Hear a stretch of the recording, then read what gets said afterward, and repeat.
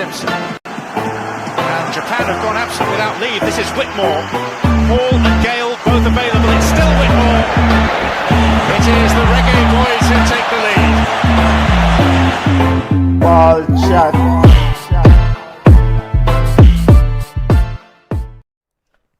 Greetings, football lovers. Welcome to Ball Chat Podcast, the show where we review some of the week's major news in the world of football. And what a rotted week it was. Jaja. My name is Benton, along with the family. George, how are you doing, sir? It's a set up government here. What a good family. How you stay? Well, I'm good enough. Like you said, it's for one, it is a running joke on social media. January feel like it's been going for the last 8 weeks. It feel like 10 weeks ago it was Christmas. And January finishing with a bang. Why January I go hard from Jada Kingdom and Steph London start the thing. Now Liverpool fans in the morning. Big up. Yo, open the phone line. And big up to my sister in Keisha Coffee from Coffee Radio. She always she keep an eye out on sports, right? And the sports posts. And then she have what them call a wellness center, right? Yes. Where she open a wellness center for people that are going through stress. So she will always say, like, Philadelphia Eagle fans, the wellness center is now open. Well, Liverpool fans, the wellness center is now open. Big up Dalton Stewart. Big up yourself, family. We'll get to Jürgen Klopp. Titanic news departure, imminent departure from Liverpool. What? Julia, use a up your man, aka you can look in at your crystal ball and predict accurately. Did you have this one in your prediction landscape, Junior?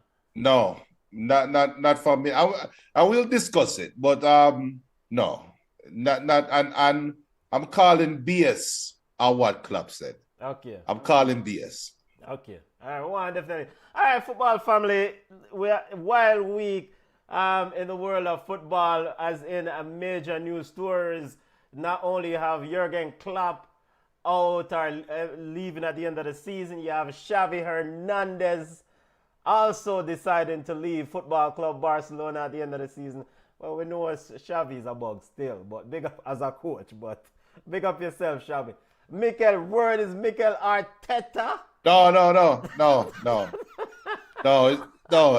that's false. Don't even send the Arsenal people into pandemonium right now, because remember we have an audio version so people can't even see your face when you say it. So no, don't do that. All right, so we have Liverpool news. Of course, we discuss Xavi departure, Jürgen Klopp's departure from Liverpool, Xavi's departure from imminent departure at the end of the season from Barcelona. We'll discuss AFCON as Congo and Egypt, the pharaohs of Egypt and Congo, DRC, are into extra time. Well, Mohamed Salah might make it back if they make the final. So let's see. Let's see if Egypt is a one-man side. CONCACAF releases schedule and the outlook for 2026 World Cup qualifiers, the group stages, and the landscape of when things will start. We'll take a look, our early reading on CONCACAF World Cup qualifier schedule, and we'll wrap up with what's going on with Asian Cup, because we never touched it yet. But ballers and bugs first, family. If you have ballers, send them on. Bugs, send them on. Ballers, impressive players. Of course, sorry, I did not include this in the lineup, but the FA Cup, Emirates FA Cup, we'll look at FA Cup results also. Ballers of the week, family. Who do you have, Junior? Impressive players of the week. Well, this show is Ball Chat, and we primarily talk about football, but every time we kind of dabble and sprinkle in other sports, right? How can I, as a proud Jamaican and a proud West Indian, not come on and salute the young West Indies team for their victory against Australia in a little test match, a one test match. But it's a momentous victory for this young West Indies team. They get my ballers, not the ICC, not the West Indies Cricket Board, not the selectors, the cricketers themselves, the young players. Salute to the young players them. Also, I have to give it to the FA Cup. Every year around this time, Menton, every year around this time, I come on this show and I say, my ball of the week is the FA Cup because there is no competition where the unthinkable can happen like the FA Cup. There's none. And you see what we get to see, like today with Manchester United play against a bunch of farmers. The farmers, the fans in that stand showed why English football is so magical.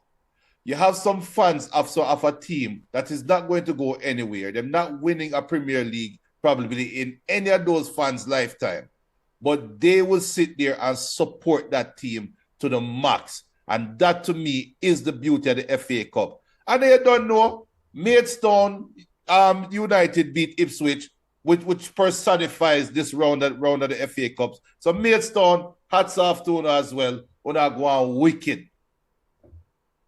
And just to clarify, the farmers that you referred to are called, the actual team name is what? Newport?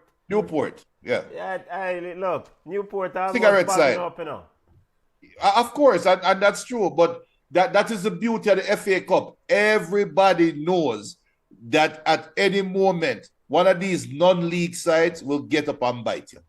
And that's it's interesting, football family, how we can call the defeated team farmers know that they have now Manchester United won the game. I'm sure you weren't calling them farmers when it was 2-2, eh? The man who scored a goal, it was a dairy farmer. The second goal was just recently a dairy farmer. And the man beat Varane to the ball. A dairy farmer beat Varane to the ball to beat the goalkeeper at the near post. If that is not the beauty of football, I don't know what is. Well, your first baller, big up your first baller of this week, West Indies cricket team. The man who assassinated the Australian team, Shamar Joseph. Shamar Joseph, yeah. Was a security guard. So, farmers, dear farmer over there, so, score against Manchester United, and security guard that take 7 wickets. Not only that, his first official delivery in a test match was a wicket. Yeah. So, you can't write any better story than that. Ballers and Bug segment, family. Send on your ballers. All right, my ballers of the week. Let's get to real ballers and not whatever George said. Let's real ballers of the week, as you don't know. Angola's Gilson Dalla, baller of the week, youth. 2 goals. Angola has definitely done something special at this AFCON 2024. This team is a dark horse. I'm not talking about how the man them look or them skin color. It's just a metaphor. This team. The joke's right itself. The joke department, just sending in jokes left, right, and center. Gilson Dalla, big up yourself. Ball of the week, 2 goals. Impressive tournament so far. Regardless of what happens against Nigeria, who they will play in the next round, an impressive tournament by Angola. Big up yourself. They're into the last 8. They butter bruise Namibia, even with 10 men, after their goalkeeper ran out and handled the ball. But that is a whole nother story. We'll discuss that in our AFCON roundup. So not to put you under pressure. Go ahead. Finish your ball. No, go ahead. Go ahead. Pressure around here. No, we in the AFCON roundup, Alex. In the AFCON round. All right, other ball of the week. How can it not be Inaki Williams? Inaki Williams flew 14 hours or however long it was from Cote d'Ivoire, Ivory Coast, all the way up to Atleti. Is why in the Basque country of Spain. and orchestrated Barcelona's elimination from the Copa del Rey. Scored a Inaki goal too. Williams, get a ball off the week, man. Him score a goal too. Yeah, he did, Junior. Thank you. So he flew private jet, got to the game, got on the team sheet and played, right? While some other guys fly private jet and don't even get to play the game when them fly for and then go out with foolishness the next game. Well, some other guy did play a game and they realized he's not good enough and then they bench him for him cousin. But no, but not the first game after him land. Yeah, not the first game after he land, but he played the next game and then he got benched for his cousin. All right. Why? Yeah, we need a drum button, you know, because the jokes department, the humor department keeps sending in jokes. All right. And we're just getting started. Bugs of the week, unimpressive players, family. This whole Jürgen Klopp story, I don't know what it is, but something feel buggish around it. Something feel buggish, Benton. Let me just put that. With who talk about it, that was the jokes keep coming. Barcelona. Xavi came out last week. It was last week. I think in this week he had a press conference and Xavi said something I'm going to paraphrase by saying, you know, I know the quality that Barcelona should portray at all time.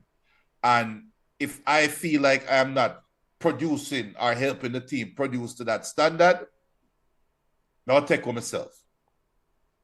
Next thing you hear, Xavi take on himself. And how does Barcelona follow up with that today? Yesterday, the Yellow Submarine sink them in Barcelona. Not the new camp, because the new camp is still being built. But every single player, the levers that were pulled. Here's up here. This might be a too soon joke, but the levers have broken, Benton, and there is now a tidal wave at Barcelona, and it is now overrun with just water, and them taking our water, they're sinking. And Xavi, the captain of the ship, jumping ship, and the levers that were pulled cannot be unpulled. I mean, that ball them have. Barcelona is just that game against Villarreal. They were down 2-0, come back and take the lead, and then for lose, give them 3 goals in the last 90th minute or something like that. Ridiculous. Yeah, the jokes just keeps on coming, huh? Levers that was pulled, Xavi jumping ship, Barcelona underwater. All right, big up BM. BM says Reynolds, who scored for Maidstone against Ipswich, a yard man. Hope Hal Grimson with him mad self, don't call him up. Weird. Why not? Hey, the man protect Shamar Nicholson's position. And Shamar Nicholson gets a ball off the week from B and he scored but picked up an injury. Is it still 0-0 football family? We'll keep you up to date on the score. In fact, you know what we're going to put in our corner right now. In the AFCON round of 16 game between Congo, Democratic Republic of Congo versus the Pharaohs of Egypt. Ballers and Bugs segment. So you gave it to Xavi. And you know what? Yeah, Barcelona deserves a special bug corner. And we'll talk about what is going on at Football Club Barcelona later on. At least try to assess the landscape of it. But, all right. This thing with Marcus Rashford and Marcus Rashford's personal life. We keep seeing images of Marcus Rashford at what I presume is a club with 2 hottie, aka what I would presume a beautiful woman. But I don't know why are these images shared if it's running amok a wagwan at Manchester United? Isn't it Marcus Rashford's friend and brethren, aka people who care about his well-being, taking these images with him posting up him sign? I mean, whosoever is posting these images that Rashford is authorizing to take images of him and posting it online so he can get more into hot water at Manchester United, you know, get the bug of the week. Marcus Rashford, come on. You get a bug of the week too. Because ultimately, if you know this is going to lead to, well, maybe he doesn't care. Maybe he doesn't care. But optics matter, Marcus. You're going to have to need another contract. You're a professional footballer. Yes, you have your days off, rare. But just be mindful of the images that people have put out there. Bug of the week. All right. Let's get to the news. You were gonna chime in as the Manchester United insider. Yeah, because there's more to that story, Ben. A lot more to that story. Okay. Ben. And I don't think we should waste time on a bug baller for a bug club. I mean, to be honest. But what is behind the story is that you post a real serious question. Why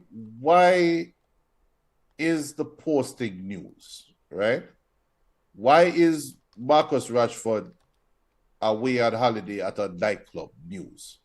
The only way that is news is if it is known that he should have never been there, or if it is known that he wasn't given permission to go there, which is more unlikely what happened, because now Ten Hag is coming out now and saying that it is a private matter and will be dealt with internally, right?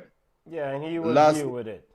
Right. So obviously he broke some rules, and obviously somebody around him knows that he was breaking the rules, and obviously that person cannot get to him, and obviously Marcus Rashford don't care at the end of the day. So it's just whatever.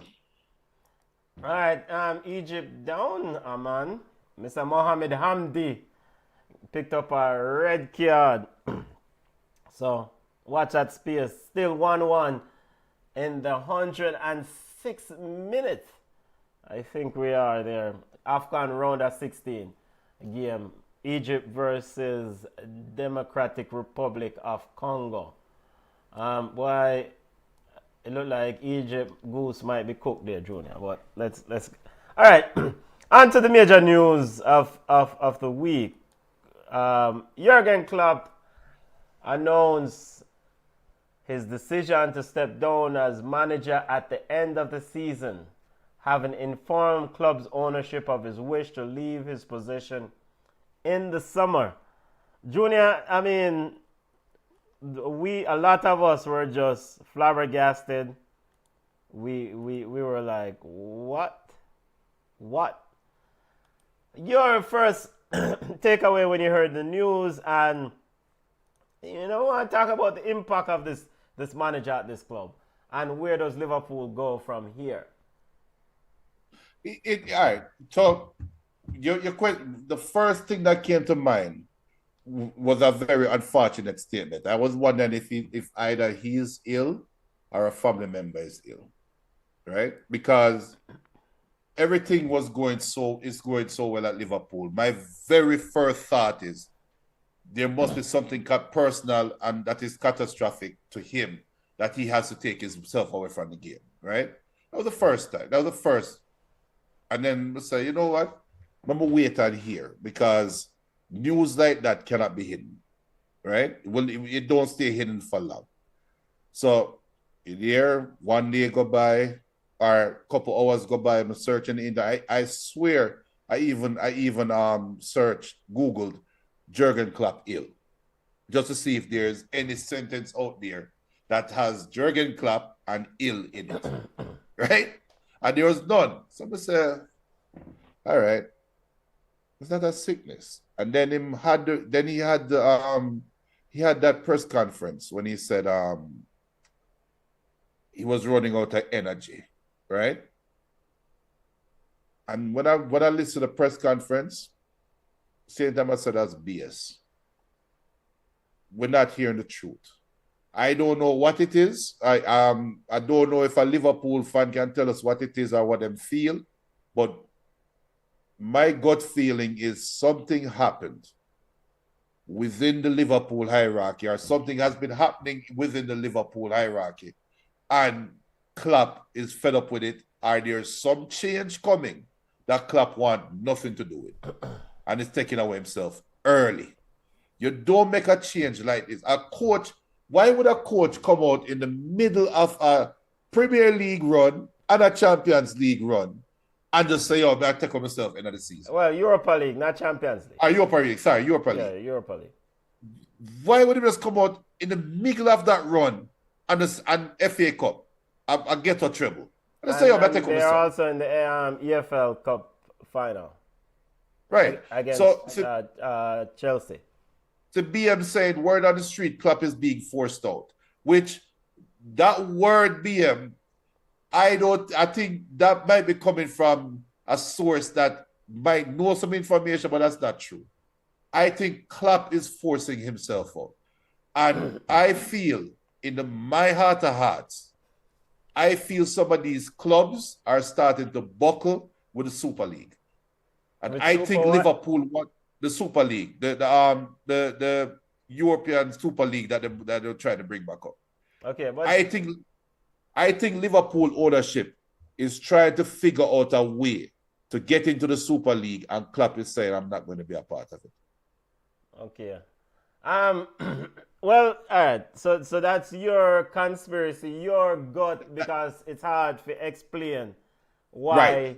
this player, this leader, this man would make this decision at this juncture. It is Liverpool too much. fans, yeah, all right. One officer, like you said, BM said word on the street, is that Klopp is being forced out. That is from a Manchester United fan, so we have to kind of have to take some of these statements with a grain of salt, especially when it comes from certain sources, certain part of the football landscape, like the Manchester United side of thing. I mean, I don't know if Klopp is being forced out. I don't know if Klopp is leaving because of things are disagreement. I don't know. The only thing I know is what I've looked at Klopp's resume and his tenure at other clubs. At Mainz, he did 7 years. At BVB, continuously, he did 7 years. And at Liverpool, he was at the 7-year mark a few years ago. And it was also discussed, or it was, people were reporting that, well, there were multiple outlets that reported around the 7-year mark. Klopp doesn't necessarily like to hang around after 7 years. So I think at the end of the day, he is just an individual who have said, my job here is done. I've put Liverpool back to where Liverpool belong. I've made this club an extremely competitive club. And now I can go away. I mean, this is year 9. When his 7-year contract, when his contract ran to the 7th year, he extended for I think for 2 years with an option for another year. So he was already in the mindset thinking that, I want to move on. And to me, it makes sense. That's his position, that's his perspective. I saw when Pep Guardiola was at Barcelona and he left, he said, I need to take time off. These are people with families, and this is a very difficult job. You have to go in, day out, prepare, plan. And the man just say him have enough, him tired. Another pre-season schedule, another seasonal schedule, another this, that, and the other. The man want to go my yard, put up him feet, sit down with him wife, drink a cup of coffee, and not worry about whether Darwin Nunes are going to be a bug this week, are rare. That fair. That's a what you said is a very fair statement, Benton. But when did Pep announce that he was leaving Barcelona? At the end of the season. No, I think when Pep left Barcelona, it was at his contract was wrapping up. So he didn't want to extend the contract. So it's this typical thing, when a contract is winding up and the club said, boy, we want to keep you. And then the person decided that I don't want to extend. Then the club now ultimately said, okay, I have to go find someone else. Yeah, but Benton, Pep announced that he was leaving Barcelona. I've just Googled it. The 27th of April 2012, after losing to Chelsea in the Champions League. In the Champions League. Right. But he didn't extend his contract. No. Look, Yeah. that part is, I agree with that point, right? Yeah. But the timing. Pep announced he was leaving at the end of the season. Basically say, yo, but I'll come back next year. Right? Jürgen Klopp, in the middle of the season, during the transfer window, January transfer window, announced that I ain't coming back next year. Okay. What is it that Jürgen Klopp wanted if him going to announce it? No. Why not wait until end? Why not wait until, like, you can make the brass know, you can make your team know and say, look, guys, let's not make the rest of this year about me. Let's keep it professional. Let's run out the season. Then I will make my announcement when the time is right. Right? Right now, Jürgen Klopp just made everything about him. That is one perspective. Right? Because if I was Liverpool ownership, if everything was hunky-dory, we're assuming that our relationship is good. When Jürgen Klopp called me and say, yo, brother, I'm thinking about stepping down end of the year, right? I'm going to say, Jürgen, you're calling me 4 months in advance to tell me say you're not going to be here next year. And I don't hit you with a kicker yet. I have a kicker coming to you. Okay. But you're telling me, Jürgen, that you're going to make a decision for 4 months from now. And you're telling me no. Why not take a week off? Let us say that you have a back injury, you're going to the doctor, and you're going to do a back surgery, or you're doing a procedure, a medical procedure that's non-life-threatening, but you're going to do something, you're going to come back. Take 2 weeks off and then think about it. No, take 2 weeks off.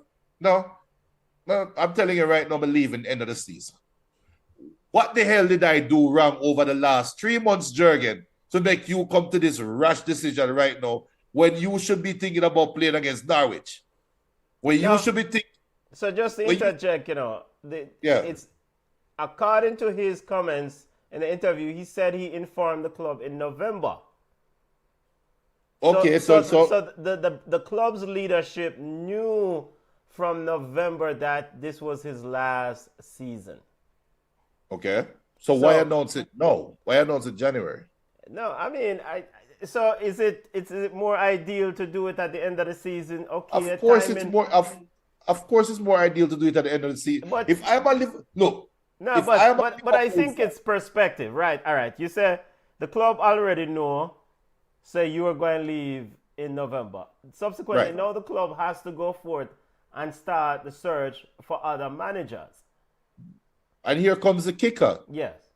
Jürgen Klopp said he's not helping them find the next manager. Well, he says there are people who are smart. He says there are people who are smart in this club who can identify next manager. So I think this brother is just saying that I have done my job and it's time to move on. Why do I need to help you find a manager? There are other people here. There's a new director of football who's going to be coming in because the director of football is also leaving. The entire backroom staff is leaving. So the direction of the club, if it's Xabi Alonso who are coming or whomever they may be, that person now will have somebody that they can align with. Whereas this director of football was aligned with Klopp and Klopp's philosophy.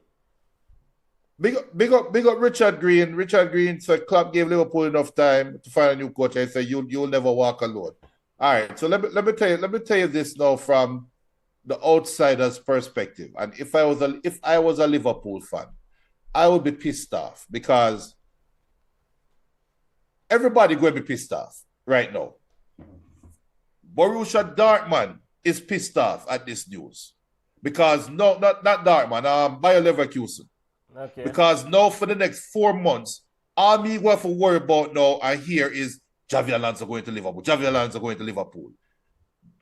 If Klopp did this thing properly, if his timing was better, you shut the hell up and just coach your side. Because I am still questioning why do it in January. What you want, a farewell tour for the next 4 months? If you want to say you don't want it, because he came out now and said, let's not make it about me, let's just play football.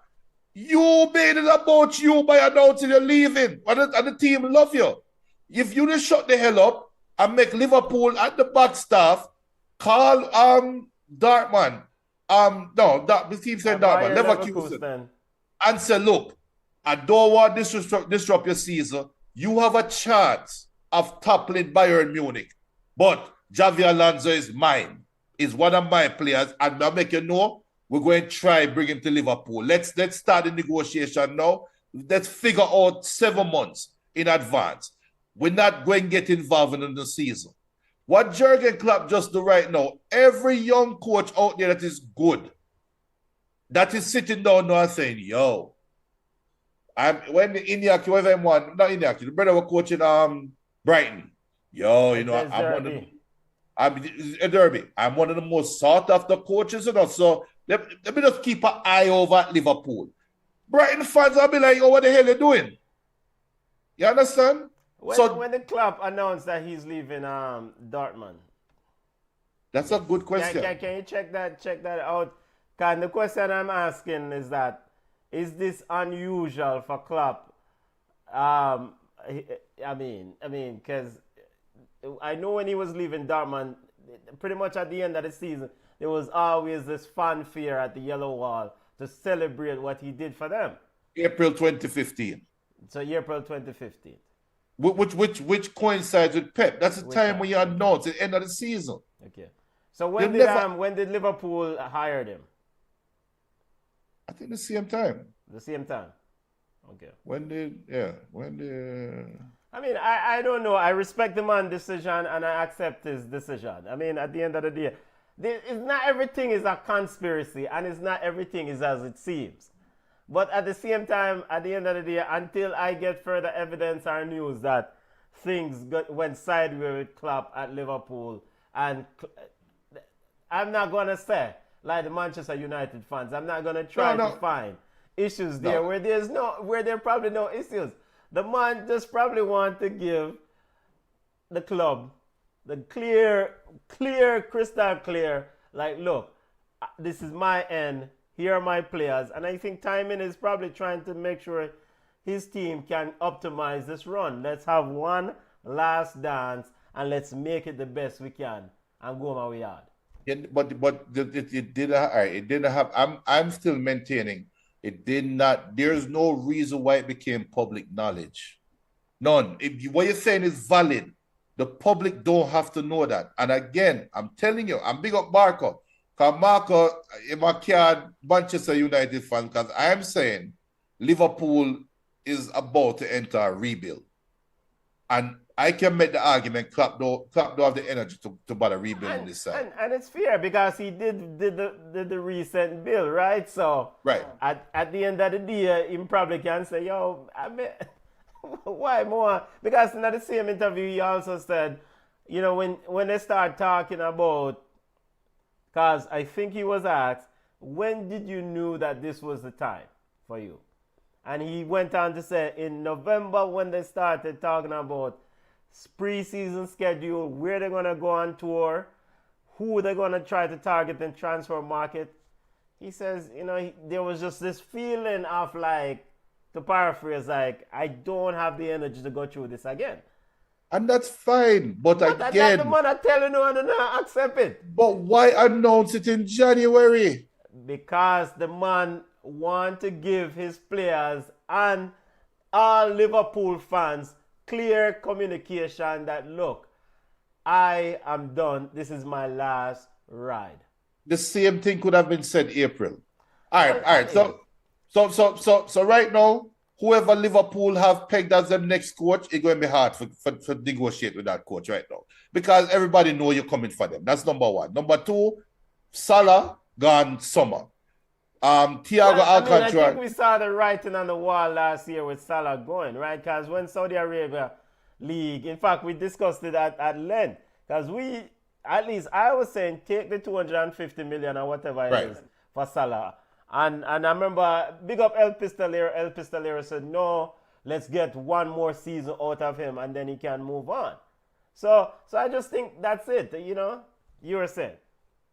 Yeah, no, you're right. But there's too many players that you have to now rebuild and start over, right? And if you can't peg your coach, if you can't pin your coach down, because right now, if a Liverpool executive goes on holiday in Germany, Benton, the media is going to say, oh, is he going to Leverkusen to go talk to Xavi Alonso? If a Liverpool executive, that's how the media works. Yeah, fair enough. But the issue though with Liverpool and Xabi Alonso is that, Xabi Alonso is getting a lot of the spotlight because Liverpool a former player. But the other elephant in the room is Real Madrid. Xabi Alonso is also a former Real Madrid player, and Carlo Ancelotti is an old man who there are some who believe that Xabi Alonso is getting his experience, cutting his teeth at Bayern to then go to Real Madrid. So, Liverpool don't automatically become pole position number one for Xabi Alonso because he's a legitimate candidate. Especially if they're able to win this Bundesliga title. He's a legitimate candidate to really replace Dan Carlo. Right. So I just think Klopp made his announcement, and timing wise, yes, it may not be ideal, but I'm not gonna take away anything from the individual and what he has done for this. Me neither. I'm not doing that. All right, let's just go ahead and speak on his legacy. 317 Premier League matches. Of course, one Premier League title. Junior, is that enough based on what? 199 victories. Is that enough Premier League titles in your mind of what he has done with this team? Should they have won a couple more? 7 years a whole heap of time, or 9 years a whole heap of time? Pending this year, of course. You still have the big bad. You still have the big bad Pep Guardiola right there. So with Pep being there, no. No. And one thing that he has done is he has toppled the Fergie argument, right? About as long as I live, I'm going to knock Liverpool off them perch. That argument from Fergie, and then Klopp, I can argue, single-handedly came back and brought Liverpool fans from the dead, right? And all the arguments about what we said, Liverpool has never won a Premier League title. Klopp can come out now and say, in my legacy, I have done that. I don't want to live in the now. This might be a very unfair statement. Tell me if I'm wrong, Benton. But over time, Klopp's legacy will just be like Rafa Benitez. No. No? All right. No, that is absolute madness. And in fact, for lack of a better word, I probably would have cost too Clark. But Hold on.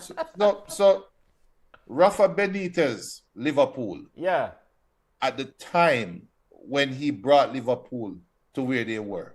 Yeah. Don't forget those magical Champions League runs. Yeah, yes, he won a Champions League didn't he won the Champions League with the 3-0 comeback against AC Milan?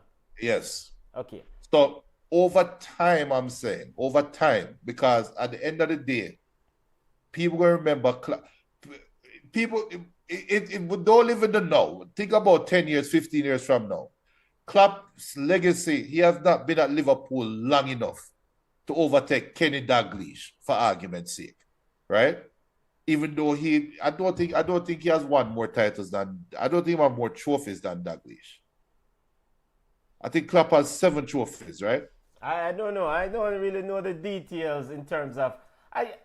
Listen, I honestly believe, Okay, we can talk about the no, and the no definitely have a huge impact on Right. on how we see things, right? When you look at the atmosphere around Liverpool Football Club, when Jürgen Klopp entered that organization, it was a straight bug side. It was a straight, the attitude, the fans, everybody was just, I mean, in mourning. It was bad, the mood, the vibes, everything around that club was not preaching anything uplifting. And Jürgen Klopp came in and changed the culture.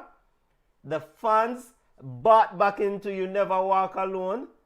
And I mean, so you made a point earlier, so regardless about the timing and sad and Liverpool fans in mourning. I think if him announce in a May, if him announce in a April, or if him announce now, there will be Liverpool fans who will sorely miss and mourn this guy. That's how impactful he's at. Of course, no. Because I mean, he made the fan base and this team believe again, like the John Barnes days and the Ian Rush days. It's when you watch Liverpool, you say, yo, Liverpool is a big side, I can play some ball. Them look at the idiot man, they were coach Liverpool since them time. They had them just a kind of stopgap. No. King Kenny Dalglish, right? And he's King Kenny 10. He has 10 titles. Bob Paisley 19 trophies. Bill Shankly won 10, and Bill Shankly is ranked as the highest. His 10 years from 1959 to 1974. Rafa Benitez has 4 titles. He was there for 7 seasons, 2004 to 2010. Jürgen Klopp 2015 to 2024, 7 titles. Tom Watson have 3 titles, or 3 trophies, 1896 to 1915. Klopp to me, all right, so you talk about John Barnes days and blah, blah, blah. I'm telling you, that Liverpool run with Rafa Benitez was magical. That it was short. But the thing that separates Klopp from Rafa is Klopp is leaving when the iron is hot. Klopp is not giving. Did Rafa win a Premier League title? No. Okay. All right. We don't talk. BM says you guys are forgetting Gerard Houllier. He was a good coach. Houllier is ranked 8. Gerard Houllier, them time they are bug foolishness, man. And that's from 98 to 2004. Six trophies. With the youth, what? CC? Where the fast and run it down blonde here, brother. No, we're breaking foot every other year, unfortunately. So no, BM. See, BM. I think one of the most important, and there's something that managers, Alex Ferguson did it at Manchester United. Pep Guardiola did it at Man City. Some managers goes into an organization and them change the community, they change the culture, the entire vibes, even the food tastes better. The local street food vendor them will sell the street vibes energy up, and I think Jürgen Klopp has made Liverpool back to where it belongs. Yo, the last time I see Liverpool gunning and Liverpool fans gunning at such high level, and them can come at me, was when Ian Rush and John Barnes them used to run ball game. And don't come at me with no Rafa Benitez foolishness. You're really overlooking Fernando Torres is couple years? Yeah, Fernando Torres, I want to look a striker, brother. Me talk about a coach who changed the dynamics of a culture of an entire football organization. And arguably, Slippy G. You know what? Don't blame Steven Gerrard for this argument. If I Rafa Benitez, but buck Steven Gerrard right now, because Gerrard's fault. If Gerrard never slip against Chelsea, I'll let him slip. Him slip, and then it make my argument even weaker. Yeah. That's a difference. I mean, but I don't know. I just think Klopp leaving too early and Klopp leaving without his downturn. Every coach got you up and down, right? Pep have that too. Pep, that's a knock against Pep. Pep don't hang around long enough to have him downswing. No, the good coaches don't. The good coaches don't. The upper echelon managers, they can project 3-4 years ahead and then retool and then have an administrator with them. No. And then No. Alex wrong. Ferguson saw his downturn at the beginning of his tenure because he was on the verge of getting sacked. And then Benton. he find a way and win football games. Benton, stop it, Benton. When Manchester United gonna find him after what? Yeah. So he had the FA Cup. 89 or 90 or 91, somewhere around there. Yeah, but that FA Cup. Are you forgetting? But Are you Hold on. Are you forgetting Fabian Barthez, Manchester United? Are you forgetting Varane when Varane was at Manchester United? Manchester United. That's a downturn. Yeah, but that downturn, what did they do in that time? Did they win anything? Went and got Van Nistelrooy and quickly came back. All right. Granted. You call that a downturn? Yes, Liverpool has not Klopp has not experienced that. No, sir. No, Klopp sir. I is guess when always- you spend 26 years at one place, you will have a downturn. I mean, you can't go 26. Ancelotti had his downturn at AC Milan. That led to him leaving AC Milan. And Ancelotti yes. is a bigger coach than Klopp. All right. You see this Klopp Ancelotti argument now? You see this thing, you know? I don't want to get caught up into it, you know. The Don Ancelotti is an excellent manager. But remember what he did that coach about Everton, you know? That's how far he fell. And made Everton relevant. Yeah, but that's how far he fell. To Yes. Everton. Big coaches don't coach Bugside. So are you trying to say that Klopp is a better coach than Ancelotti? No, I'm not. Okay. All right. I am not. But All I right. am willing to say this. What I'm trying to say is this. Big coaches don't coach Bugside, Everton.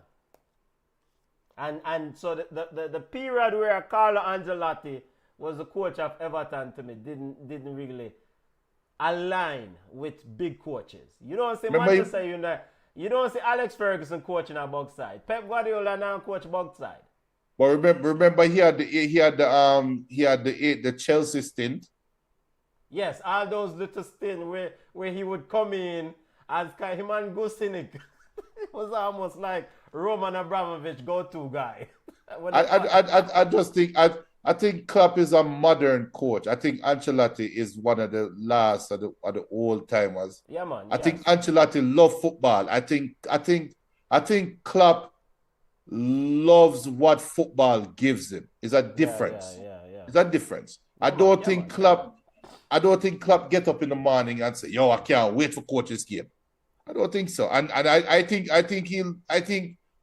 what drives Klopp or what makes Klopp a great coach is how he interacts with the players. And one of the side effects of his interacting with players is that he's not a traditional coach. So that's why you will have a decision like this, so you have you sit down and scratching your head. But what good Klopp? You say you will never coach an English side again. You Liverpool on your side and blah, blah, blah. So we'll see you at Bayern Munich next year.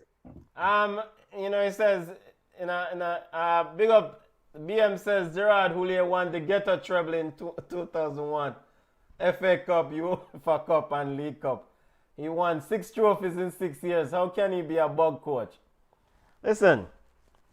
All right, 1 year, 2001. What did Gerard Houllier do the other years then, brother? Please. I wasn't that was it Robbie Fowler? Was that Fowler year? Yeah, was it Robbie Fowler's team? I think that was Fowler's team. I think Fowler and Michael Owen. And I think Gerard Houllier is underrated. Well, clearly I am underrating him for calling him a bug coach. Brother, you couldn't win 1 Premier League title? 1? Come on. Well, in all fairness, he had some giants at the time going up against. Every team have giants at the time, brother. Yes, Arsene Wenger had big bad invincible teams, but This is why you are a big coach. And you assemble your squad and you go deal with a team. And clearly Jürgen Klopp did that. Now, a man might say it's because of COVID pandemic. I wasn't going. Yeah, but it doesn't matter. It doesn't matter. You won a Premier League. So where does Klopp, since he said he will never coach an English team again, this is it for him in England. Early reactions since Klopp took over the whole show. I will love it. We'll work with it. BM, anybody in the chat, Richard Green, everybody in the chat, you Benton. Where does Klopp rank as a Premier League manager? Is he top 5 for you ever?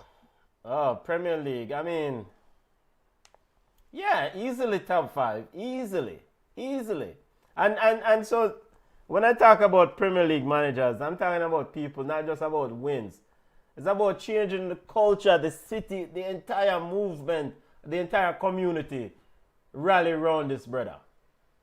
I mean, of course, Alex Ferguson is number 1.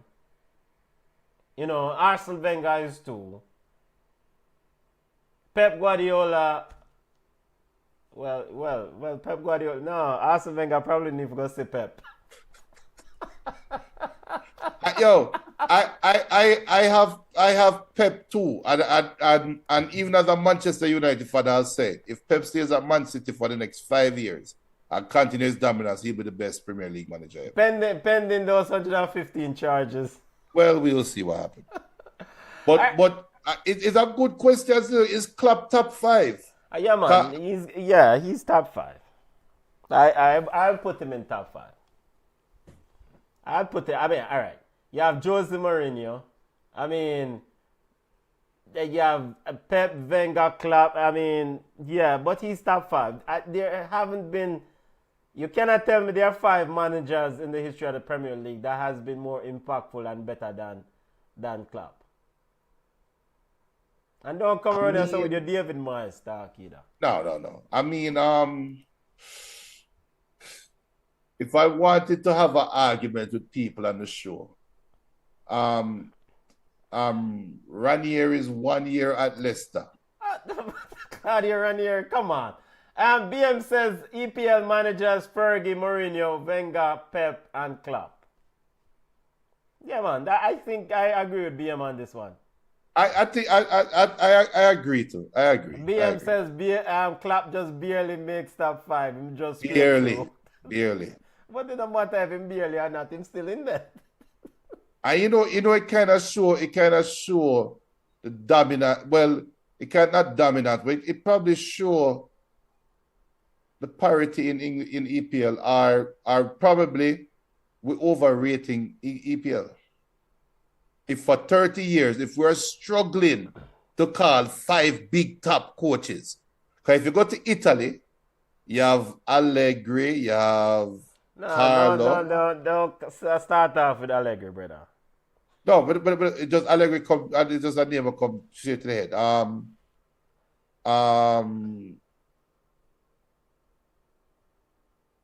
Carlo, Ranieri probably is top 5 in Italy ever with his Roma teams. Yeah, joke out the thing. Jürgen Klopp says, I will never ever manage a different club in England than Liverpool. End quote. He also said, quote, an ideal world, the best memories are still to come. In an ideal world, the best memories are still to come. So, essentially, Jürgen would love to walk off into the sunset with a Premier League title, with a quadruple.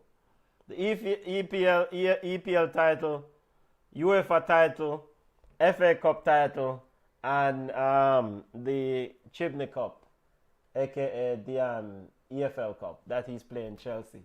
The CM EFL Cup final that Mauricio Pochettino said he cannot wait to win his first trophy in England. So let's see how that goes.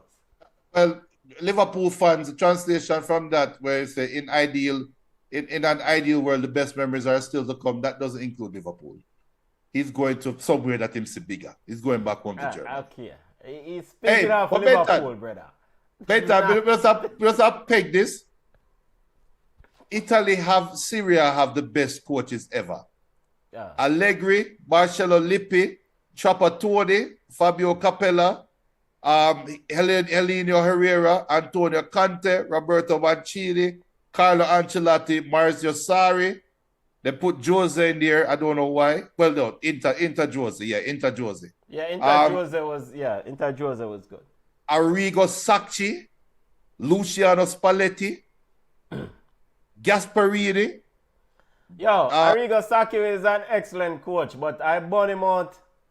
Okay, I disagree with him in 96 when he said that when FIFA decided to expand the World Cup pool from 24 to 32, so local team like Jamaica can make it at the World Cup. Arrigo Sacchi said, "What am I doing? That is foolishness." So we won Arrigo Sacchi and them thought there. Yeah, but Syria have the best coaches ever. Score update 3-3 in PKs between Egypt and Congo. 3-3 African Cup of Nations round of 16. All right, Junior, but salute Jürgen Klopp. Big up individual. Good luck to the Liverpool family as they know search for a coach, but wonderful individual. And I think most importantly, my final statement on this is that he seems to be genuinely more than just a football coach. I.e. is a person who cares about the community, his players. Yes, he's angry and miserable sometimes, but is a person who seems to genuinely care about the players, the community, the environment that he lives in. I.e. he's a very proactive or proud member of the Common Goal cause, started by one Mr. One Mata, which is essentially trying to bridge some of the gap, where some of the socioeconomic gap that we have in society. So big up to Jürgen Klopp, man. Big him up. All right, Junior, on to other managers who won't get as much big up as Jürgen Klopp, but decided that they're going to leave at the end of the season. Why does it matter if Xavi leave the end of the season or no? Super League. Is my question to you, using the same parallel with Jürgen Klopp. You said that should Xavi wait and making his announcement in April, Junior? No, because I think Xavi was fired. He says, Xavi Hernandez says, quote, according to Barcelona's website, says, quote, I want to announce that on June 30th, I will no longer continue as a coach at Barcelona. I think that the situation needs to change course, and as a clue, I cannot allow the current situation, end quote. President Juan Laporta said Xavi came to him and said that he's leaving at the end of the season, and he accepted it. So, translation: Xavi, you're not coach next year, but the fans love you, and we don't really want to have fractures within the Barcelona camp. So, do us a solid. We do you a solid. Resign gracefully and walk good. And the only reason you're doing that because you're a club legend. That's why we give it a disgrace. But you're not coaching us next year. Okay, all right, cool. So I love the club so much. I will gracefully bow out and I will play a ball with you. And let's move on to the next chapter. All right, Javi, go on. All right. Of course, you mentioned the levers. Barcelona, even sold the grass at New Camp. What went wrong for Xavi Hernandez here, and what does he hope to accomplish with this announcement now, Junior? I thought all right, let me answer your first question. What went wrong for Xavi Hernandez is his lack of experience showed when the teams finally settled. Honeymoon period is over, and your allure kind of wear off a little bit, and now you really have a coach. This is where inexperience show. What is next for Xavi? I don't know. If he aspires to be one of the best coaches ever, you take your lumps, you fall back to a lower side. If you love La Liga, do it in La Liga, and build up a side again and forward back again and try again. That's how we see it. I can't explain it any other way. Of course, Xavi won La Liga last year with Barcelona.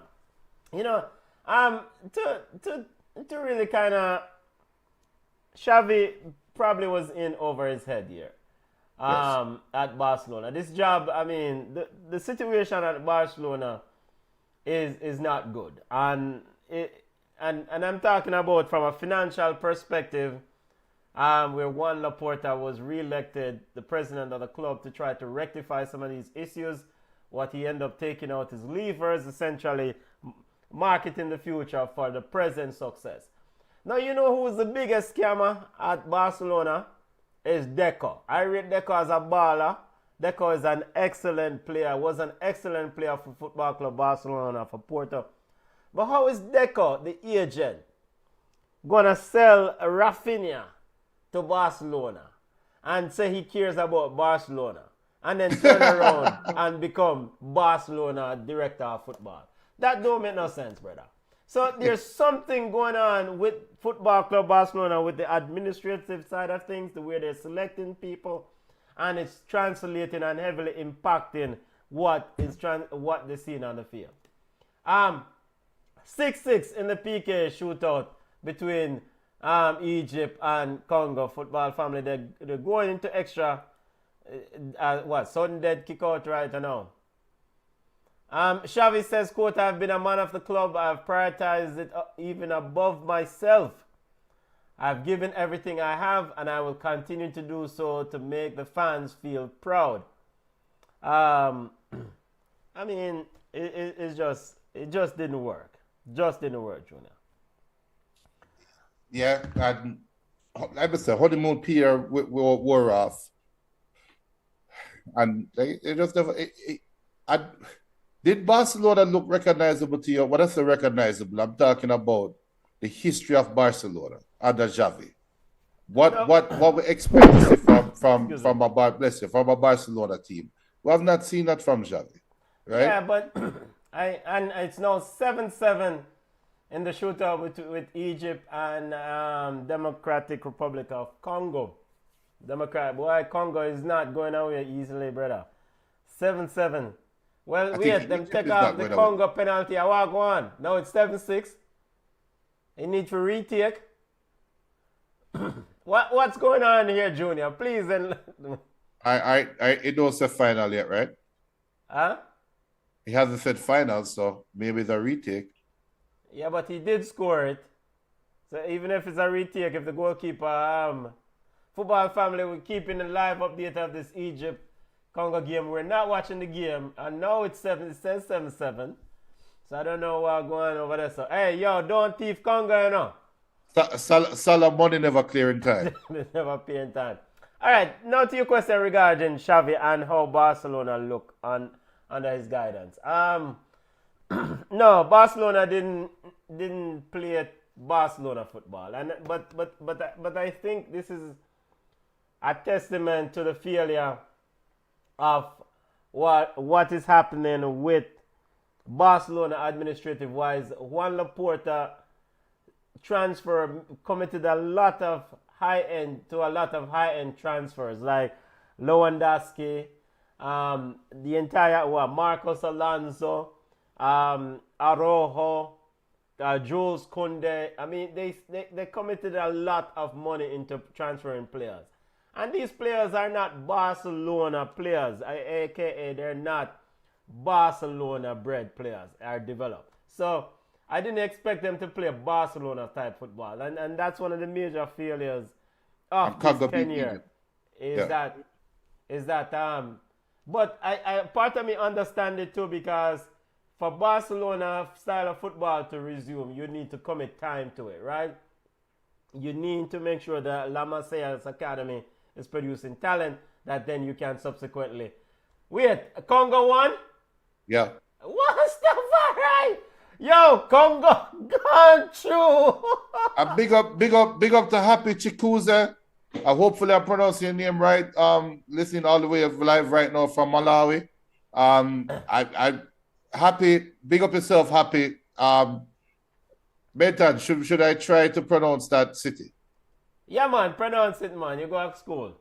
Mbalachanda. All right, that's excellent, brother. Oh, Excellent. Happy, how was that? How was that? Happy. Let me know. Let me know. Listening all the way from Malawi. Yo, Congo beats Egypt. Monumental achievement for Congo. And Congo goes on to the round of 8. Wait, to the quarterfinals. Junior, we'll touch AFCON in a few minutes here, but let's wrap up with Xavi and what's next for Football Club Barcelona.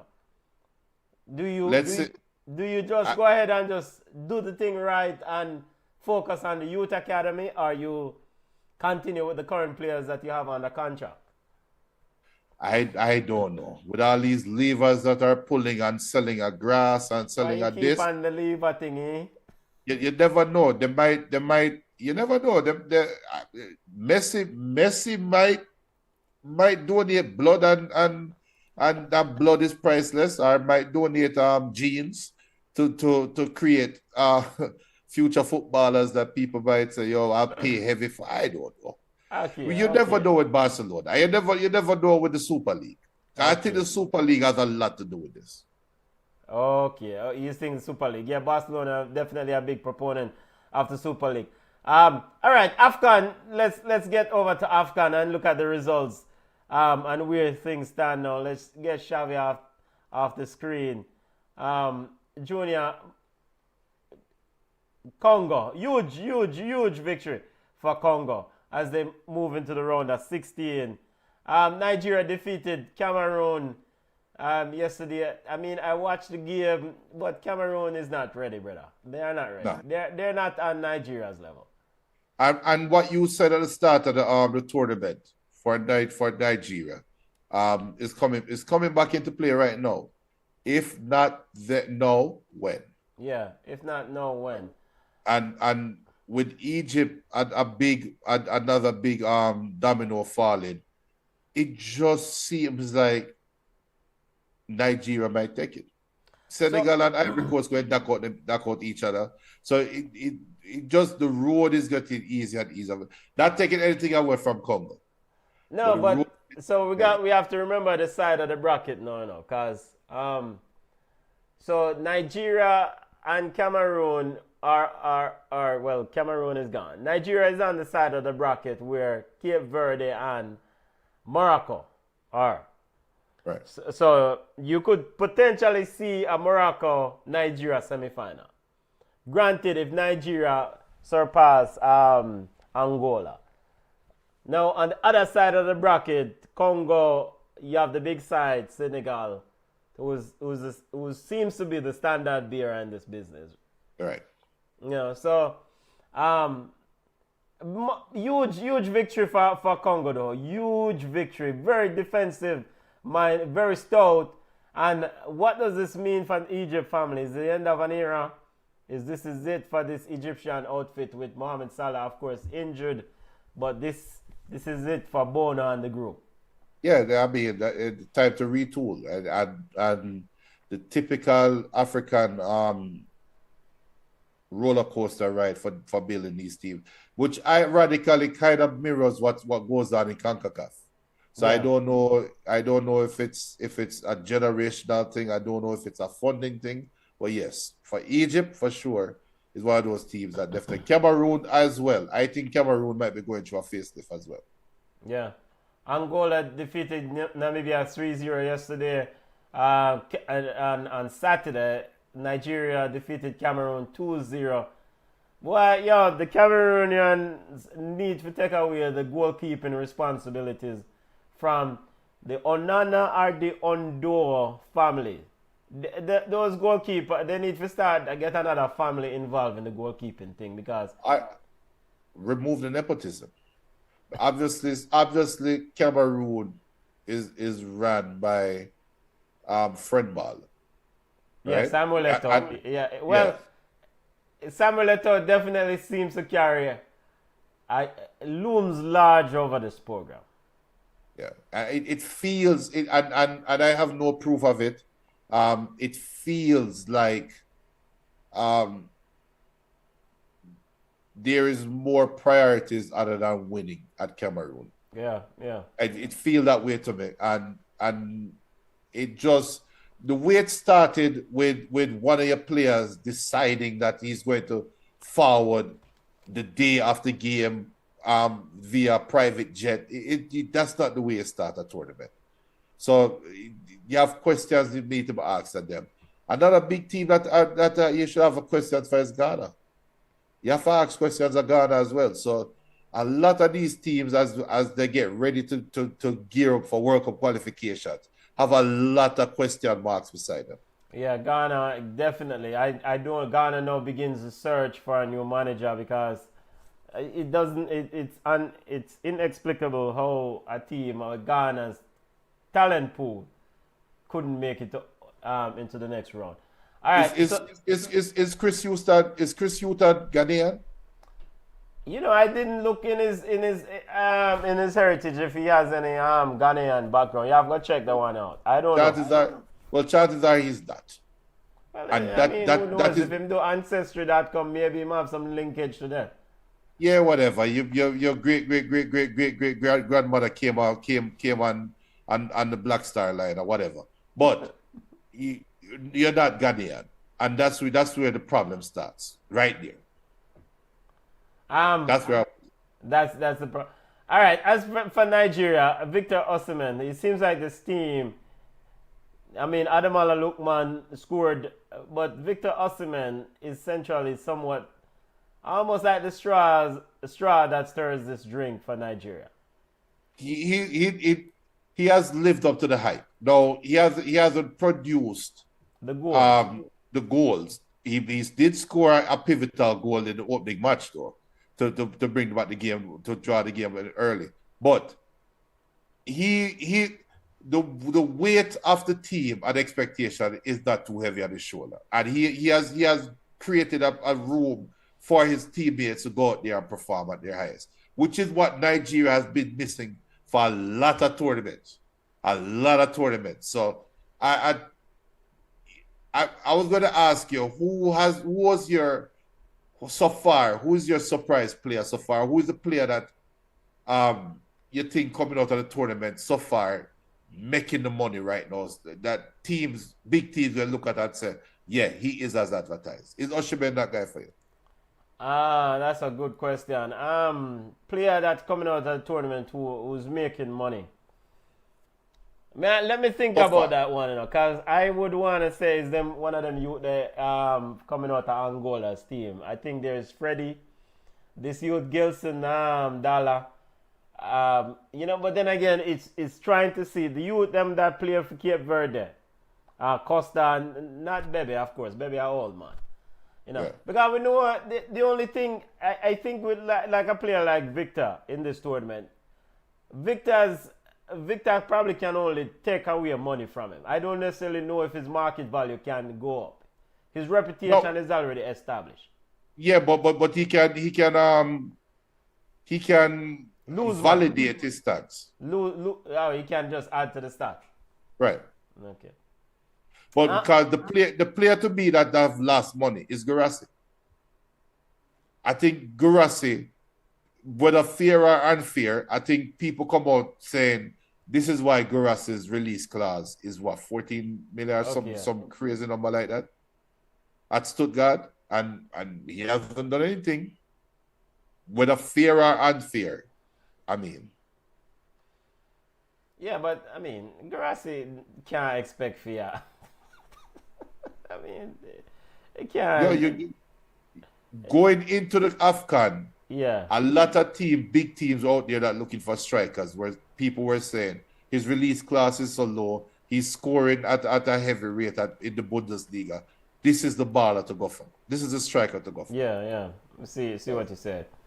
Yeah. Definitely think some of the youth them Senegal, the Senegal midfielder youth. I think I'm slipping on his name. I think Papa Guy probably has definitely built his money. I mean, Sarr just re-up with Spurs, so time will tell. You know what? But not just players making money. You know this Senegalese coach, Alou Cisse. If he can repeat with Senegal, is it? And I don't even know if he has aspirations of any other coaching role, but clearly he knows how to win tournaments if he can repeat this thing. Do you, And do you does, know how? I mean, But do you know how money the road you're trekking down? Do you know how monumental that would be? Now, it is different to be an international coach and a club manager, right? yes, yes. I a don't different think I don't think scenario, I don't think he's a club manager. yeah. But we've seen Mexico go for Bora Milutinovic, right? Yeah. Why can't Mexico go for a coach like this? Or better yet, why can't Brazil go for a coach like this? Or better yet, what would be the reaction if a Switzerland have a coach like this? Sweden, Norway. You know how monumental that would be? Yeah, so, but it's one of those things, right? Alou Cisse is good. He's very good at what he does. And the numbers show it, right? Right. But he also has a generation of players in Senegal. So the timing is right. You know, Senegal did have ballers with El Hadji Diouf and them Monday, but they weren't able to translate that into a victory, right? Whereas he's able to translate this group into something successful. So I would love to see a coach like Alou Cisse in a different environment, maybe at a club team in England somewhere, making some money, making a stock, you know. But is it a far reach?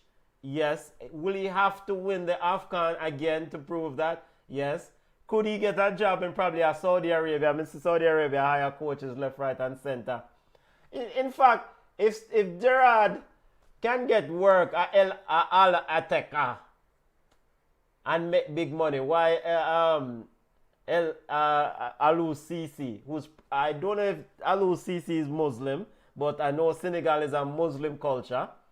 A lot of Muslim players from Chelsea, Mendy and his youths, play in Saudi Arabia. Why can't Alou Cisse get a look in as a successful manager, get a bag? Why some money. and to add to that, why can't he be a European team coach? No, I'm we're talking not about a having a national European coach. team. We're not. No, a national team. He's a national team coach. So why can't he be a national team coach for Ecuador? And notice I'm calling like when I say Switzerland, Norway. I'm not saying Russia. I'm not saying Italy. No, I'd rather him stay a Senegal than coach any of those teams. and because now if he's able, because a part of me, and call me foolish, call me dumb, call me whatever you want, there's this part of me that's starting to say, okay, if Alou Cisse can repeat with the Senegal group, then, and he remains in charge of this club, at this country, then does he have aspiration to say, wait, can I put together a plan and win a World Cup? The 2026 World Cup. Can I put together a plan and say, after winning or repeating with the Senegalese group, can I keep this group together, build, because we saw Senegal U team at the just concluded Under-20 World Cup. More ballers coming through. Inject new energy. Keep this group together and have a real good run and win a World Cup. No, I know it's a lofty dream, but it was something I would love to see. And what would be the obstacle? Because AFCON, the quality of the football, I think, from what I have seen, I haven't watched all the games, but it seems to be all across the board. You have high-level football, you have low-level football. Yeah. But it is no different than, in my opinion, it's no different than the European Cup coming up, or the Euros coming up, it's definitely no different than AFCON, than Asia Cup. No different than Copa Cup. So to answer your question, yeah, why not? Why, if Senegal can have a coach that can prepare the team to persevere through two AFCON championships, what is stopping them from beating the World Cup other than the culture of the teams that they're playing against? It's not like they don't have the talent.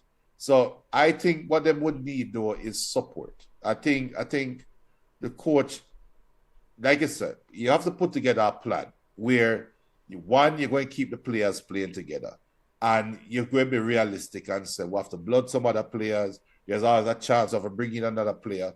So you have to keep the system, the machine running and be optimal. So when the World Cup come around, you land in the World Cup and you just hit the ground running. It costs money. Yeah. And I think that's the difference between World Cup winners and World Cup pretenders. Yeah. It's the money that is put in the team over time. Yeah, and don't get me wrong, family. For those of you who listen Ball Chat podcast in the week and probably say, boy, Benton, I drink mad puss piss. There's a part of me who would love to see a team outside of South America CONMEBOL. Not even a part of me, a whole of me. Would I love to see somebody outside of South America and Europe win the World Cup? Yeah. Now, when you look around the landscape of global football, there are very few teams outside of South America and European Federation that can really say, I can go in a World Cup and legitimately compete and may have a chance to win. Now, if Aliou Cisse can say to Senegal and repeat as winners of this African Cup of Nations and keep this group and add to it,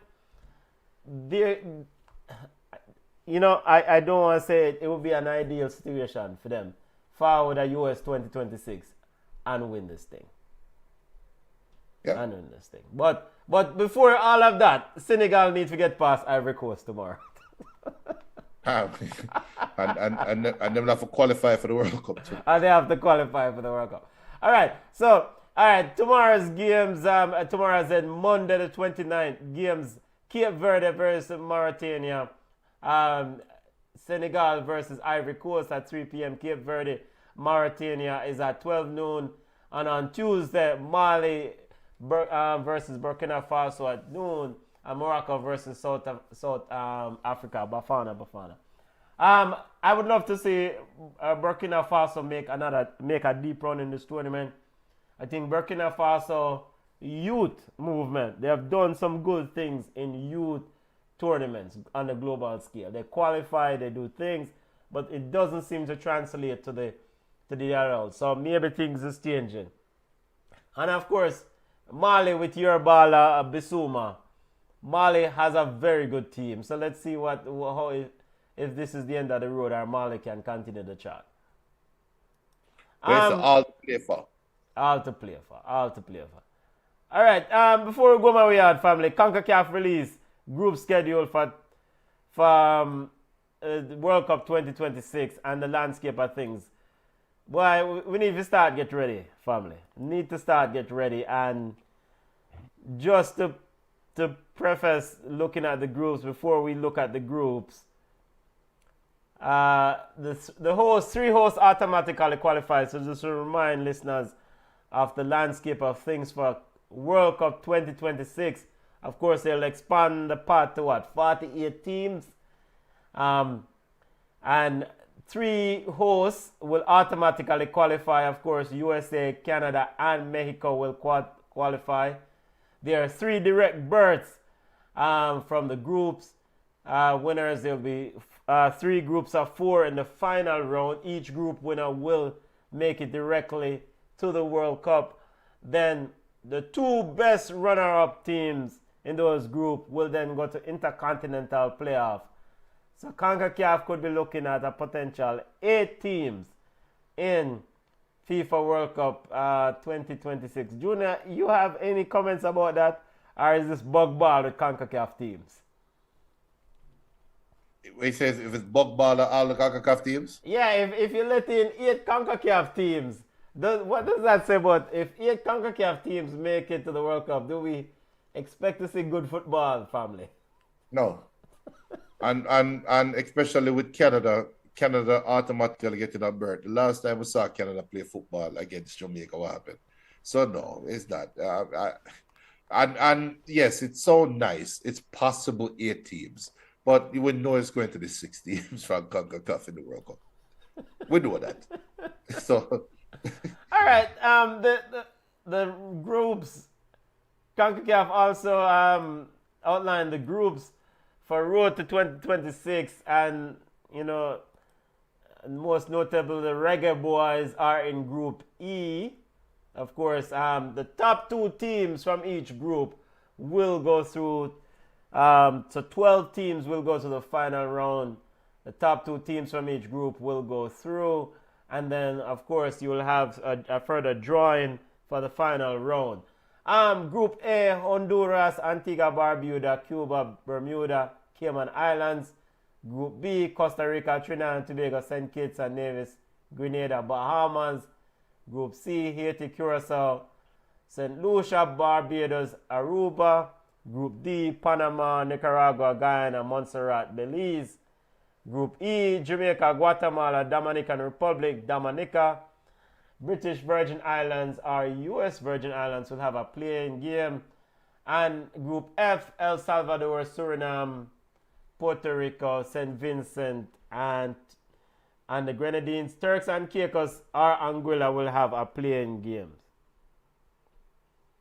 Junior, and by the way, for all the NFL update, may just get a text that the Ravens are out. Yeah, but them threw interception on the 1-yard line when they were down 10. It's crazy. Ja. All right, so big up Lamar Jackson and the Ravens Nation. Big up on yourself. But hey, that boy Patrick Mahomes and the Big Red, your former Eagles coach, the man that are normal, and the Jones. And Taylor Swift will be at the Super Bowl. What you say? Is that set up? Man.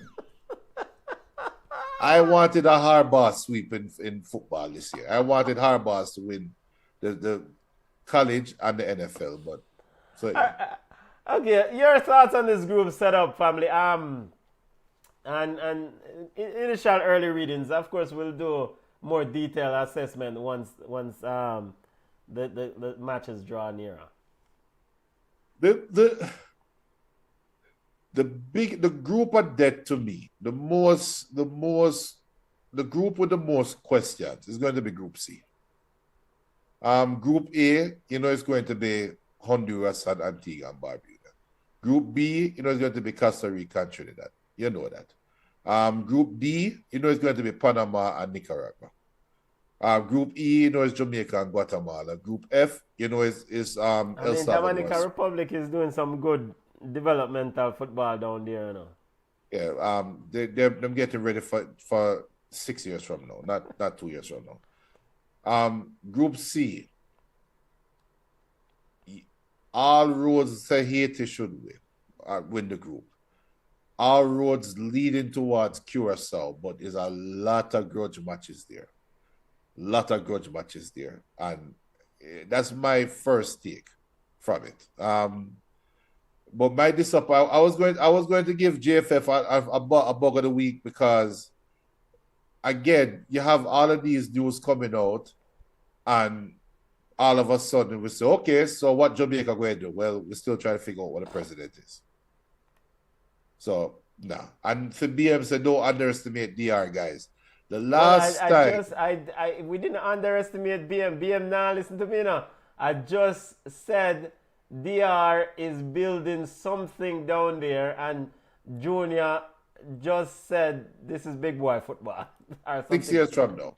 The last time on this show, there was the don't underestimate DR. Remember? That was the women's football. The poor girl did that deal, brother. And I sat down and I said, look, if Jamaica reggae girls have to worry about DR, why the hell are we talking about the World Cup? So it's the same thing here. If the Reggae Boys have to worry about Dominica Republic, why are we talking about the World Cup? Why are we talking about possibly going to the World Cup? That's not happening. Dominica Republic is not a team, right? And if it come back and bite me, I'll be happy. But Dominica Republic is not a team right now that is expected to qualify for the World Cup. I notice you are clean up. Yeah, because you never know, right? I said, remember DR beat Jamaica and made it to the Under-20 World Cup. Jamaica Under-20, Jamaica Under-23 teams from before, Jamaica Under-17 teams, they're never good. Talk to Xavier Gilbert about the under teams and why they underperform. I'm not being. This is just me. I'm not worried about Dominican Republic. I'm not. If Jamaica cannot bottom bruise Dominican Republic home and away, nobody think about World Cup. Of course, the Reggae Boys have Nations League semi-final games coming up. Game coming up against Team USA. We'll do a watch along. I mean, this is a favorable draw. I mean, for the Reggae Boys, and ultimately, the objective is to make it to the next round. Right. Reggae Boys, like you said, I think I echo your sentiments. If we want to go to World Cup, you just have to get out of the group, and it will get more difficult in the next round. So you have to take care of your business here. And this crop of Jamaican players and how things are going with the Dentist, I do expect them to advance into the final round. So, I mean, that's, yeah, I don't. The final round for the Reggae Boys is when the real Gideon start. Because that final round, now you're going to be, providing that you get out of the second round, the final round is where you have to win that group.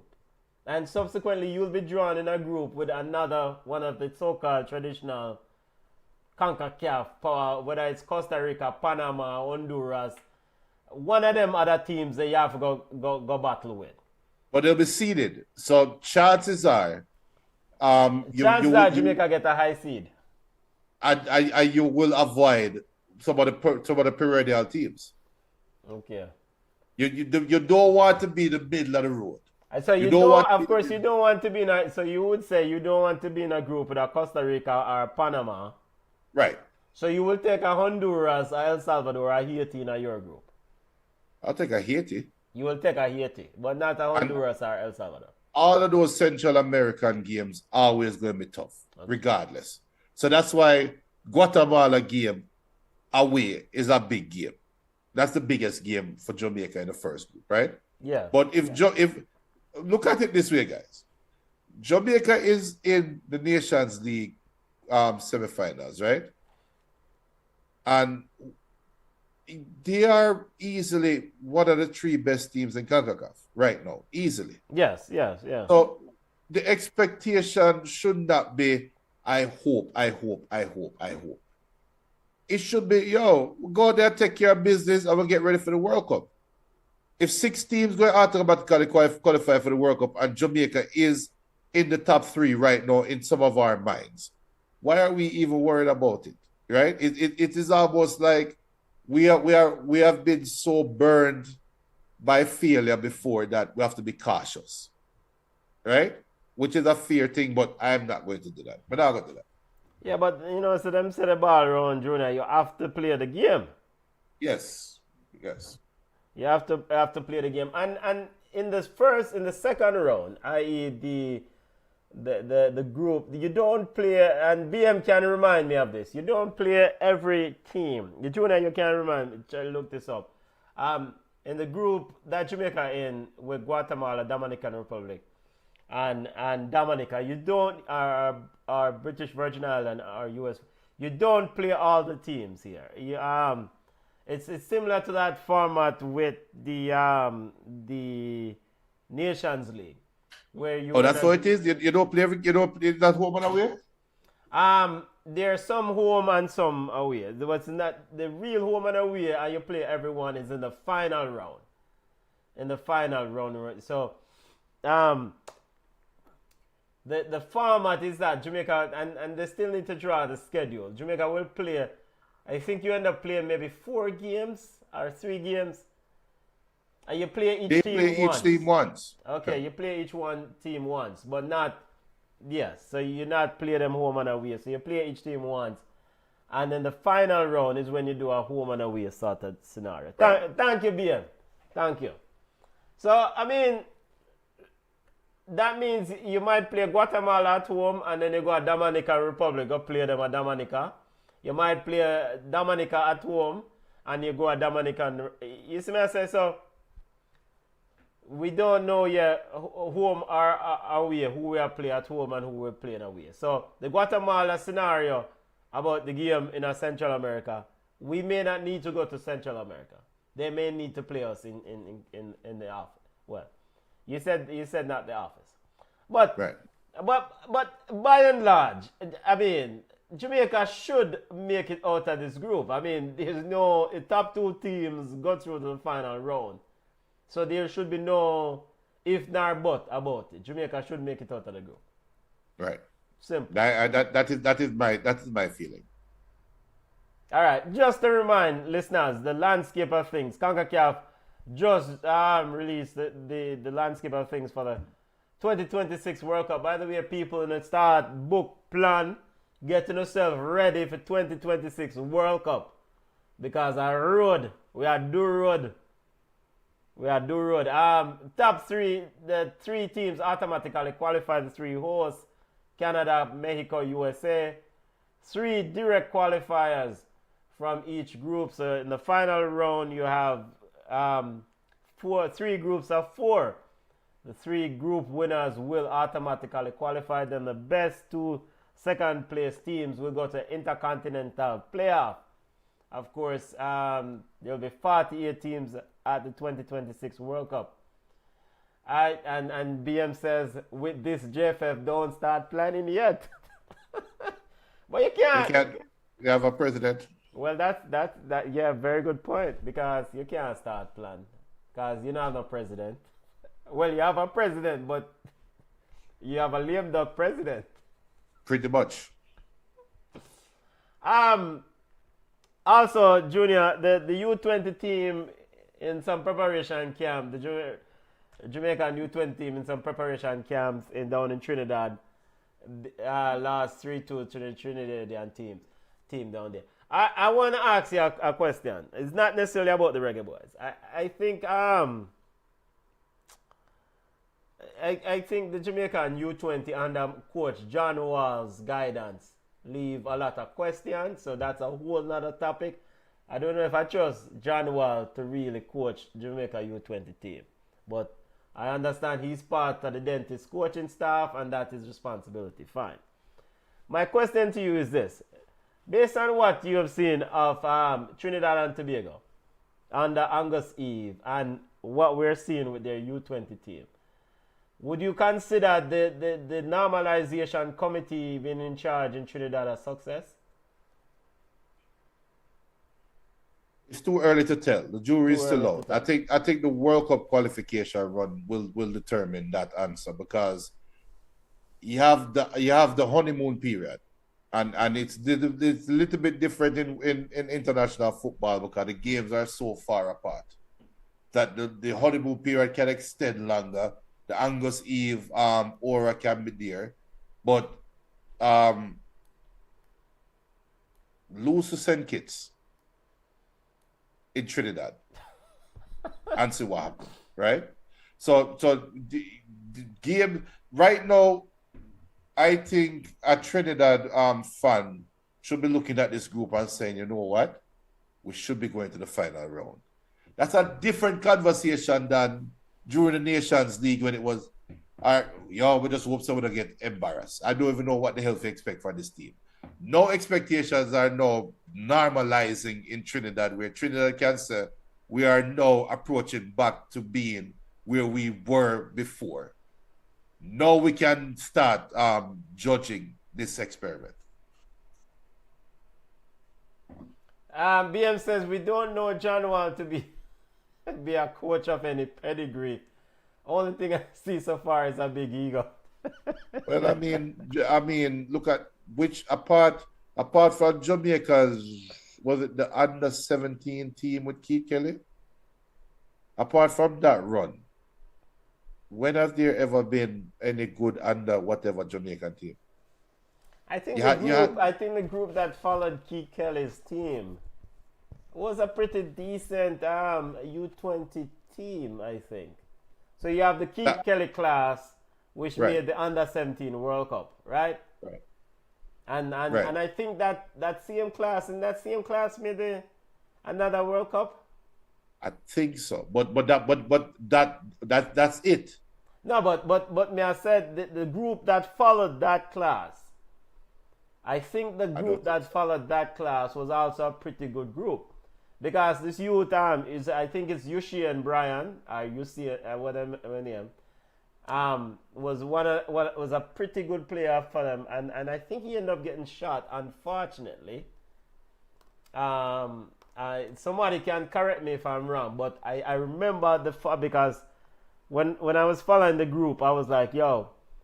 And then I think Akeem Presley was in that group after Keith Kelly. So there was this other group of players that followed the Keith Kelly group that I thought was very good. So I think Akeem Presley was in that group after Keith Kelly, and Akeem Presley was a baller, and it's just that unfortunately never materialized. Right.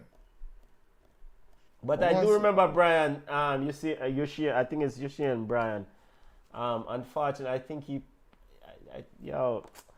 But where was going with it still is that generally, schoolboy football don't translate to international football. Yeah. Generally, yeah. Generally, so like BM said, John Wall, if don't know John Wall be a coach of any pedigree. We don't know the players to be of any pedigree either. We don't know if it's but John Wall, a recruit. I think he called, I want to say, maybe 4 or 5 players from the U.S. circuit, under 20 players. So he's a recruit. And of course, there's the British market where Jamaica always I try to tap in. Right. So if he's getting his talent pool, then you see BM says it was the mid-2000 group with Priestley and Shelton. They didn't live up to expectation. Yes. Luton, Shelton under Akeem Presley. Yep. So back to John Wall. So John Wall a recruit and should be recruiting. So he's getting the talent. It's just the question I have is the coaching department really up to scratch? So I don't know. It's not the dentist coaching. Fair enough.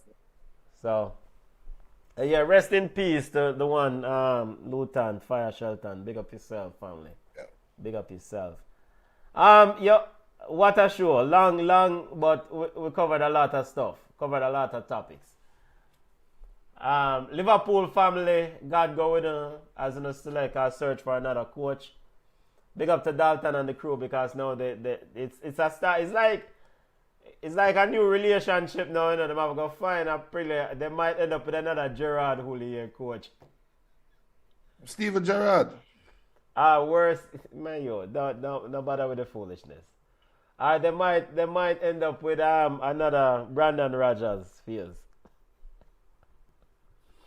Stephen G. Yeah. Big up to Democratic Republic of Congo. We don't know, so the fans are going to celebrate through the night. Massive victory. DR Congo defeated Egypt. DR Congo moves on to the next round. They will play Equatorial. They will play Guinea, who I think defeated Equatorial Guinea early on. Just want to make sure so we get the facts before we go over we had. And I think that was the 1-0 game. Yeah, that was the game earlier. We just want to make sure so we get the accurate information. I mean. By the way, do you have anything to say about this nation Asian Cup before we go on, family? No.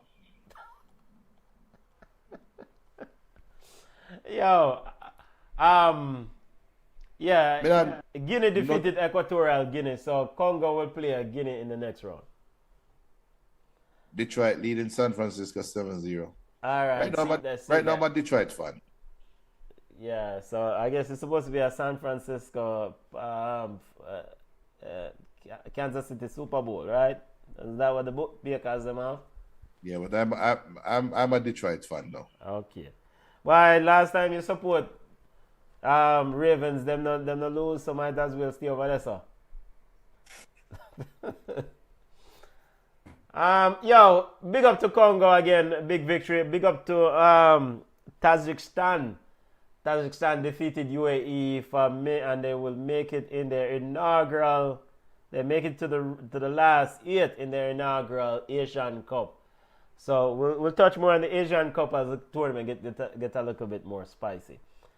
Yeah. All right, connect with us on Instagram at BallChat Podcast. We're on Twitter at BallChat1.